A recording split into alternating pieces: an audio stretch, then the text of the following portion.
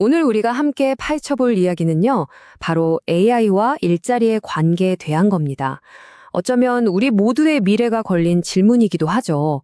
과연 AI는 우리의 일을 전부 빼앗아 갈까요? 아니면 오히려 우리를 더 대단한 전문가로 만들어줄까요? 이 흥미로운 역설 속으로 지금부터 들어가 보겠습니다. 이 질문 아마 많은 분들이 마음속으로 그렇다고 생각하시면서 좀 불안하실 거예요. 매일같이 쏟아지는 뉴스들을 보면 그런 생각이 드는 게 당연하죠. 하지만 이 이야기는요, 우리가 생각하는 것보다 훨씬 더 복잡하고 또 흥미로운 반전을 가지고 있습니다. 바로 이 숫자 28%입니다. 이게 대체 무슨 뜻일까요? 이건요, AI 기술을 제대로 다룰 줄 아는 사람에게 시장이 무려 28%나 더 높은 연봉을 줄 의향이 있다는 뜻이에요. 이게 단순히 코딩을 잘한다는 의미가 아니고요.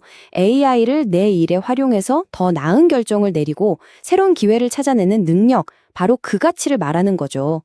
이 두려움 뒤에 숨겨진 기회에서부터 오늘 이야기를 본격적으로 시작해 보겠습니다. 자, 그럼 먼저 역설의 첫 번째 측면이죠. 우리가 피할 수 없는 대체 현실부터 한번 정면으로 마주해보죠. 네. 이게 그냥 막연한 불안감이 아니라는 거예요. 시장을 움직이는 투자자들이 아주 구체적으로 2026년이라는 시기까지 콕 집어서 이야기하고 있습니다. AI로 인한 인력 구조의 대격변이 시작되는 일종의 티핑 포인트가 될 거라는 거죠. AI가 이제 단순한 보조 도구가 아니라 실제 업무를 대체하는 원현이 될 거라는 예측입니다. 그리고 이게 먼 미래의 얘기가 아니에요. 바로 지금 우리 눈앞에서 벌어지고 있는 현실이죠. 간단한 마케팅 문구를 만든다거나 문서를 기본적인 수준으로 번역하고 또 다주묻는 질문에 답하는 그런 일들 있잖아요. 예전에는 보통 신입사원들이 맡아서 하던 이런 업무들의 채용 공고가 눈에 띄게 줄어들고 있습니다. 와, 세계 최대 유통기업이죠. 월마트 CEO가 한 이 말 한마디가 이 변화가 얼마나 거대한지 딱 보여주는 것 같아요. 이게 특정 산업이나 몇몇 직업에만 해당되는 얘기가 아니라 말 그대로 모든 일자리가 AI의 영향권 아래 놓이게 될 거라는 아주 강력한 메시지입니다. 자, 이 표를 보시면 진짜 재밌는 게 있어요. AI에 많이 노출된다고 해서 무조건 일자리가 줄어드는 게 아니라는 점입니다. 보세요. 소프트웨어 개발자나 재무 상담사처럼 AI를 자기 무기를 활용해서 더 높은 가치를 만들어내는 직업은 오히려 고용이 크게 늘어날 걸로 보이죠. 반면에 보험 감정사처럼 정해진 데이터를 분석하고 판단하는 직업은 고용이 줄어들 걸로 예상되고요. 결국 AI가 노동시장에서 누구는 위로, 누구는 아래로 보내는 양극화를 더 빠르게 만들고 있다는 겁니다. 근데 이야기가 여기서 끝나면 너무 뻔하겠죠? 이제 동전의 반대편을 한번 볼 시간입니다. 누구도 예상치 못했던 인간의 귀환에 대한 이야기입니다. 처음에는 다들 그랬어요. 와, 이제 다 자동화하면 비용도 줄고 효율은 엄청나겠다. 이런 장밋빛 전망이 있었죠. 근데요, 현실은 좀 달랐습니다. 너무 서두른 나머지 기업들은 아주 중요하고 값비싼 실수를 저지르기 시작했습니다. 실제 사례를 한번 볼까요? IBM 같은 경우는 AI만으로 팀을 꾸렸다가 예상치 못한 오류들이 터지고 생산성이 떨어지자 결국 다시 사람 전문가들을 불러들여야 했어요. 핀테크 기업 클라나도 마찬가지입니다. 채팅 상담의 대부분을 AI로 바꿨다가 기계적인 답변에 질린 고객들의 불만이 폭주하면서 브랜드 충성도가 그냥 뚝 떨어져 버렸죠.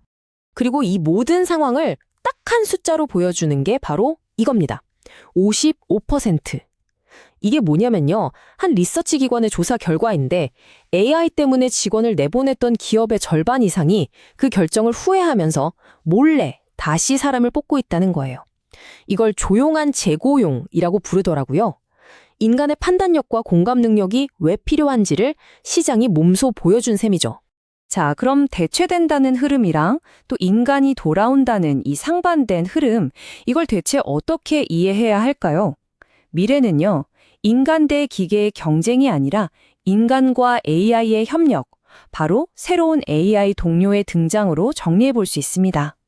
앞으로 우리가 직장에서 만날 AI는요, 크게 두 가지 얼굴을 하고 있다고 보시면 돼요. 하나는 인간의 일을 통째로 가져가는 AI 자동화 시스템이고요.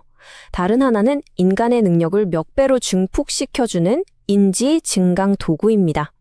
이 둘을 제대로 구분하는 게 미래를 준비하는 핵심이에요. 이 둘의 목표가 완전 달라요. 자동화는 말 그대로 인간을 대체해서 비용을 줄이는 게 목적이죠. 반면에 증강은요, 인간의 능력을 업그레이드 시켜서 더 좋은 결과를 만드는 데 초점을 맞춥니다. 사람이 하나도 없는 완전 자동화 물류창고랑 의사가 진료에만 집중할 수 있게 옆에서 돕는 AI 비서. 그 차이가 확 느껴지시죠? 사실 이런 AI 동료들은 이미 우리 곁에 깊숙이 들어와 있어요. 개발자들은 GitHub 코파일럿의 도움으로 단순 코딩 대신 더 창의적인 설계에 집중하고요. 사무직들은 MS365 코파일럿 덕분에 보고서 초안 쓰는 시간을 확 줄이고 있죠. 의사들은 또 어떻고요? 행정 업무를 AI에게 맡기고 그 시간에 환자와 눈을 맞추며 더 깊이 교감합니다. 이게 그냥 기분 탓이 아니고요. 실제로 성과로 나타나고 있습니다. 보세요. 플러스 14%. AI 비서를 활용한 고객 서비스 상담원들의 생산성이 평균적으로 14%나 올랐다고 해요. 특히 신입이나 저숙련 상담원들의 성과가 눈에 띄게 좋아졌죠. AI가 인간을 대체하는 게 아니라 인간을 도울 때 얼마나 강력한 시너지가 나는지 보여주는 정말 중요한 데이터입니다. 자, 그럼 이제 제일 중요한 파트로 넘어가 볼게요. 이 거대한 변화의 파도 속에서 우리는 그럼 뭘 준비해야 할까요? 제가 미래를 보장하는 4가지 핵심 기술을 정리해봤습니다. 이게 정말 핵심적인 변화예요. 이제 어느 대학 나왔냐, 뭘 전공했냐 이런 것보다 더 중요한 건 그래서 당신이 AI랑 같이 뭘 할 수 있냐. 바로 이 능력 그 자체가 됐다는 겁니다. 채용의 패러다임이 스펙에서 실력으로 완전히 옮겨가고 있는 거죠. 그럼 대체 어떤 역량이 필요할까요? 딱 4가지를 기억하시면 됩니다. 첫째, AI에게 제대로 질문하고 그 답을 해석할 줄 아는 AI 활용 능력이고요. 둘째, 아까 클라나 사례에서 봤듯이 AI가 절대 흉내낼 수 없는 인간적인 공감 능력입니다. 셋째는요, 인간과 AI가 섞인 팀을 이끄는 오케스트라 지휘자 같은 조정 능력이에요. 마지막으로 가장 중요한 것, AI가 내놓은 답을 그냥 믿는 게 아니라 이게 진짜 맞나? 하고 되물을 수 있는 비판적 사고가 필요합니다. 이 차트를 보시면 제가 방금 말씀드린 게 그냥 느낌이 아니라는 걸 바로 아실 수 있을 거예요. 불과 5년 만에 일단 학예부터 보자고 했던 채용 비중이 66%에서 59%까지 눈에 띄게 줄었습니다. 이제 기술과 역량 중심의 채용은 더 이상 거스를 수 없는 큰 흐름이 된 거죠. 결국 이제 질문은 AI가 우리에게 뭘 할까? 이게 아니에요. 우리가 AI를 가지고 뭘 할 것인가? 바로 이겁니다. 그 기술을 어떻게 사용하고 AI와 어떤 관계를 맺고 궁극적으로 어떤 미래를 만들고 싶은지 그 선택은 오롯이 우리 인간에게 달려 있습니다. 여러분은 어떤 협력을 디자인하시겠습니까?